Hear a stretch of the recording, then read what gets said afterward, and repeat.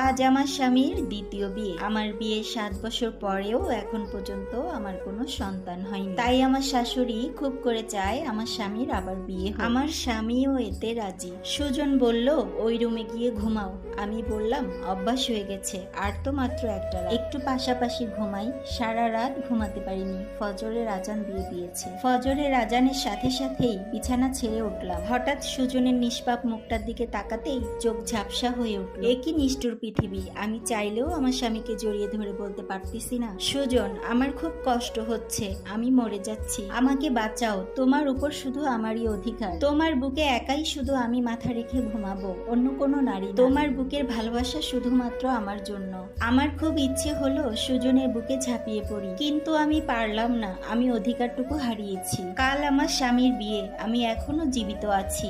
আমার সবচেয়ে প্রিয় মানুষটাকে আমি হারিয়েছি। নিজেকে খুব তিলে তিলে শেষ করে দিতে মনে চাচ্ছে। কেন আমি সন্তান জন্ম দিতে অক্ষম? যদি কোনো রকম এই জীবনে আমি বেঁচে যাই, আত্মহত্যার মতো ঘৃণিত কাজ না করে যদি বেঁচে থাকতে পারি, তাহলে হাসরের ময়দানে আমি আমার স্বামীর ভাগটুকু বুঝে নেব। কি সব আবল তাবল বকছি, মাথায় কিছুই কাজ করতেছে না। টলতে টলতে রান্নাঘরে গেলাম। আজকে সুজনের পছন্দের কিছু খাবার রান্না করব শেষবারের মতো। রাতে দেখি সুজন একা একা মোবাইলে কথা বলছে। আমাকে দেখতেই ফোনটা কেটে দিল। হয়তোবা নতুন বোর সাথেই ফোনে কথা বলছে।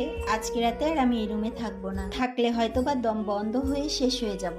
আমি বালিশ নিয়ে অন্য রুমে যেতে লাগলাম। সুজন আমাকে বলল, কোথায় যাও? আমি একটু মুখে হাসি দিয়ে বললাম, যেখানে থাকার আমার সেখানে। সুজন আমাকে বলল, আমার ঘুম আসছে না, অনেকদিন হয় তোমার সাথে কথা হয় না, আজকের রাতটা আমরা গল্প করে কাটাই। তুমি কি বলো? কি নির্মমতা, তাই না? পৃথিবীর কোনো মেয়েরই হয়তোবা আজকের রাতটা গল্প করে কাটাতে ইচ্ছা করবে না, স্বামীর মুখটাও দেখতে চাইবে না। কিন্তু ওই যে আমি ভালোবাসায় পাগল, অন্ধের মতো পাগল, প্রতিবারই আমি হেরে যাই। তাই আজকেও সুজনের কথা ফেলার সাহস আমার হলো না। আমি একটা দীর্ঘশ্বাস নিয়ে বললাম, এমন আবদার বোধহয় এটাই শেষ, কিভাবে তোমাকে ফেরাই আমি বলো? সে কোনো উত্তর না দিয়ে বলল, জানো, মেয়েটা খুব মিষ্টি, মায়াময় চেহারা, ঠিক তোমার মতো কিছুটা মিলে যায়, তোমার মতো শান্তও বটে। কেন জানি এত মানুষের ভিড়ে আমি ঠিক তোমার মতোই একজন খুঁজে পেয়েছি। এটাও হয়তোবা ভালোবাসা, তাই না? আমি বললাম, সবকিছুই যেন ঠিক থাকে, যেন আমার মতো অপয়া না হয়। আমার এ কথা বলাতে সুজন খুব রেগে গেল। সে বলল, আজকের দিনটার জন্য তুমিই দায়ী, তুমি নিজের কপালে নিজেই দুঃখ টেনে এনেছো।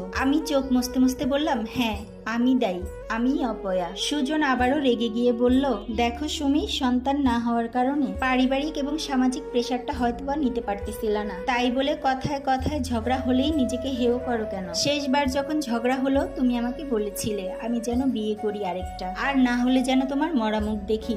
আমি তোমার মরা মুখ দেখতে চাই না, তাই এত কিছু করা। আমি আর নিজেকে